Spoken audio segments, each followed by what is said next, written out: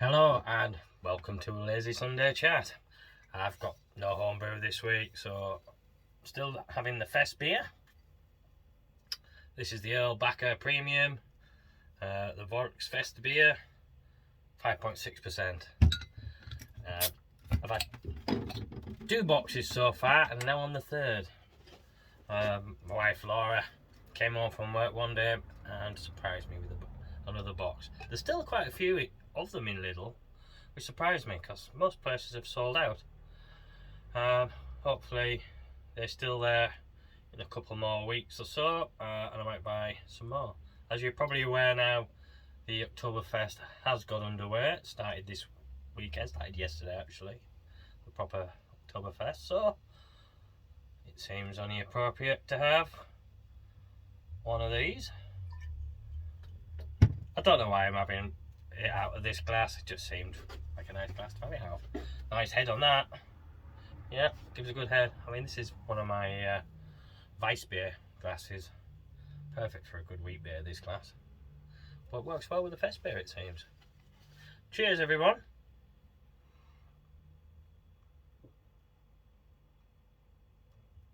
Oh, much needed. Much needed that. So, how's your weekend been? Been very quiet, man. Had absolutely no skate rooms this weekend. The only skate room on is today, which is my son's day.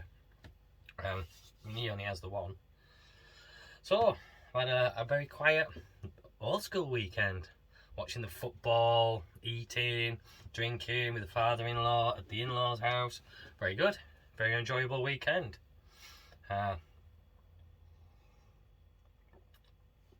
Brewing wise, I did a beer on Thursday. Wednesday, I think it was, Wednesday afternoon, I washed all the kegs out. Oh, no, it was last week. Not the week just gone, the week before. I washed all the kegs out, washed the fermenter out, did all the lines and everything, the taps and that. Got everything cleaned down. I still had the Harvest Pale on at that point. That's now kicked, so I really need to get that keg cleaned, or at least put onto some liquid with some VWP in, or is it VWP I use? I can't remember what it's called now, and I can't see it from here, so I don't mind looking. I use that, and then I put a bit of Chemsan in, water, leave it filled like that until I need it. So yeah, I got the Czech Pilsner brewed again. I mean, it's such an easy, simple recipe. Basically, it's a smash beer. Just Pilsner malt and Saaz, and then using the Nova Lager yeast at 15 degrees, 5 days at 15. Then I do like to put it up for a few days just to get it over the threshold, so to speak. 2 days at 18, and then I'll drop it down and crash it and leave it for a little bit. 4 degrees, see how we go. Now, I don't really have anything else to talk about. I mean, the reason I did the Pilsner was I was wanting to do one of these, like a Fest beer or the Helles again, but the only sort of Germanic hops I have in at the minute is Northern Brewer, so it's just Northern Brewer, literally. But I had a shit ton of Saaz, so I'll just do a Pilsner then. Just as nice, but just over the border, so to speak. So I'll have that instead. I'm not sure really what I want to brew after that with the laggies. I might go and get some more hops, get a load of the Tettnang maybe, bit of Tettnang, bit of Mittelfrüh maybe, and do some more, something like the Fest beer just before winter does and autumn really does kick in and winter comes, and then it'll be onto the bitters and the ales and the porters and maybe even a stout or two. So kind of you know how it goes that way. I mean, I should have done an impy. I say it every year. I should have done one. Didn't do one. Should have got it. Put it in a keg or a bottle. I probably should just keg one. Just keg it and do it, because a keg's not taking up any space. Well, it's taking up space in the Keezer, but I don't use enough kegs. I've got 4 kegs now. Yeah, 1, 2, 3. Yeah, 4. I've got 4 kegs now, so I can only have 3 on at one time if I'm not having the handful, certainly in summer. So I could reasonably do that. So that's pretty much all the brewing information I have, other than Malt Miller now have I think it's WH yeasts in dry forms of a few yeasts, and from what I hear, reasonably priced too. Or is it WHQ? WHQ, I think, yeast. I think rings a bell. I can't remember the name, but I did see the post, and people started talking about how reasonably priced it is and how good it is to have such yeast in again. Well, the only stock of it so far in dried form. That was all the only news I really have as far as the brewing world goes. I did want to tell a little story actually. Now, I've grown up in Whitby, left, travelled and such for years, and then came back.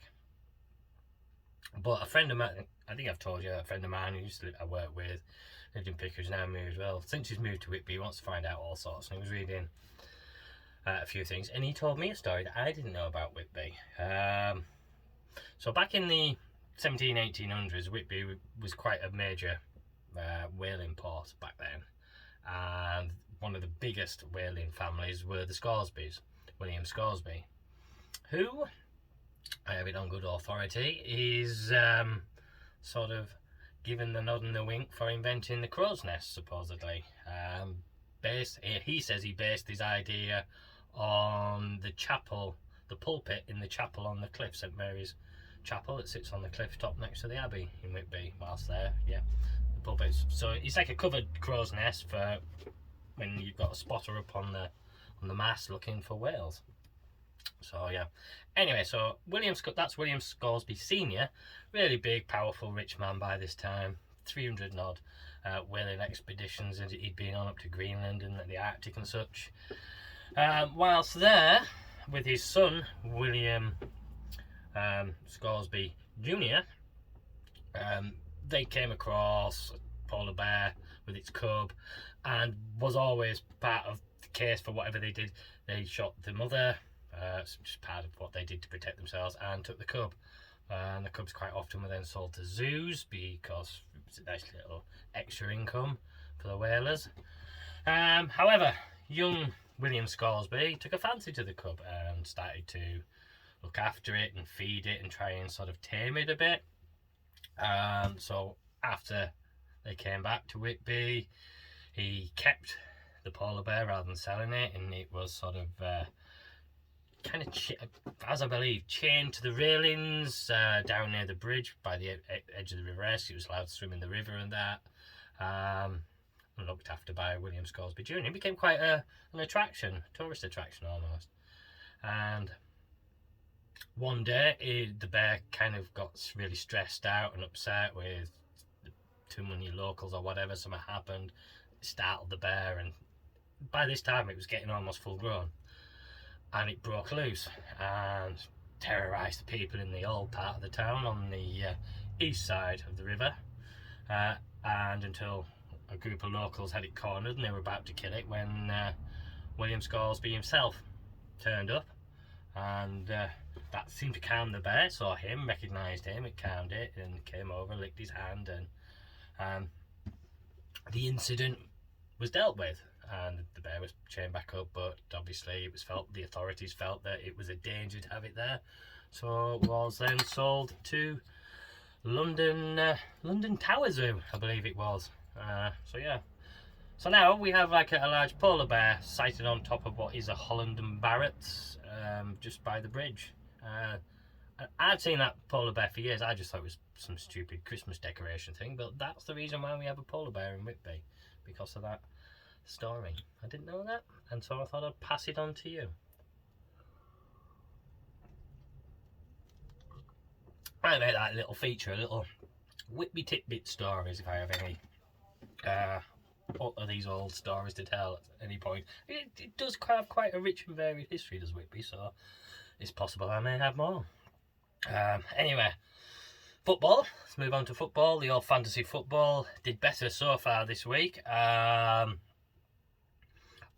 still have all my benches just all out. They're all wiped out. But I had a few good scores this week, and I am now moving back up. I'm up to, I think, 34th out of 38 or so. 37, 38, so I'm or 32nd or something like that. I know I've got above Sarah Pantry, so come on. That's the next target I see is Matt Evans, Ebbsbury. He's up a few places above me now, so he's my next target in my sights to try and get past. I doubt it'll happen because he usually finishes up quite high and does spend a bit of time doing the fantasy football and plays a bit of Football Manager as well, so keeps his eyes and ears open for what's happening in the players' world and such. Unlike myself, I watch a few games and that's about it. So yeah, I watched a couple yesterday. It was Brighton. Yoo-hoo! Oh, it couldn't happen to such a nicer club as Man United, could it? Well, anyway, yeah. And then I actually watched the Man City game, so it was good to see Haaland get his goal. It's disappointing because it did look like Man City teetered a bit at the start, but then they just did what Man City do and just got on top and then just battered and battered and battered. Yeah, so West Ham, I thought could maybe have got one early, but no, it ended up being Man City as usual. And they gave them a good game though, West Ham. It was just a shame. The Liverpool game, I only saw the second half, to be honest. Thankfully, from what I heard about the first half, they were atrocious. Came out in the second half, still looked better, but still looked really bad at the back. And then I think there was 3 changes, and suddenly the game turned around and they walked away 3-1. So I'm very happy with that.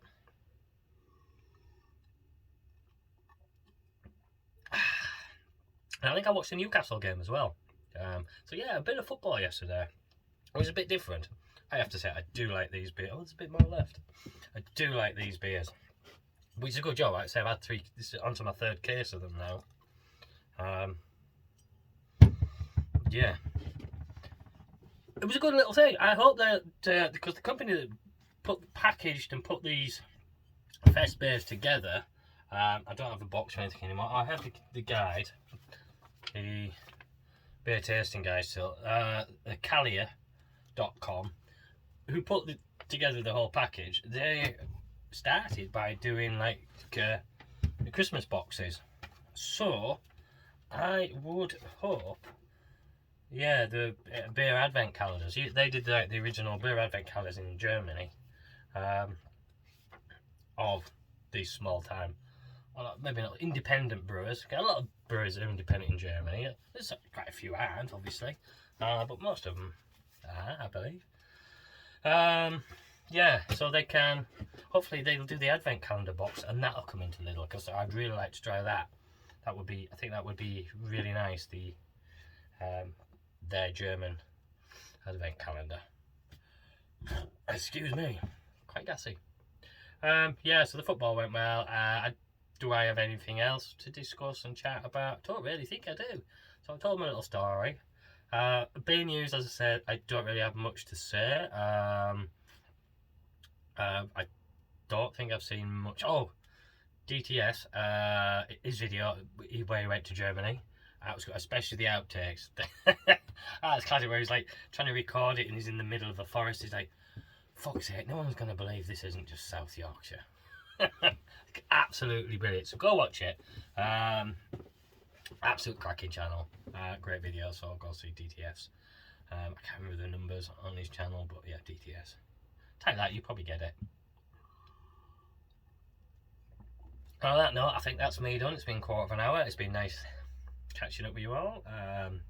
Hopefully I'll have a bit more to talk about next time. Getting a couple more brews under my belt. Maybe buy some more hops and some yeast. I've got plenty of malts. And so, got this far. Thanks for watching, and hopefully I'll catch you in the next one. Cheers.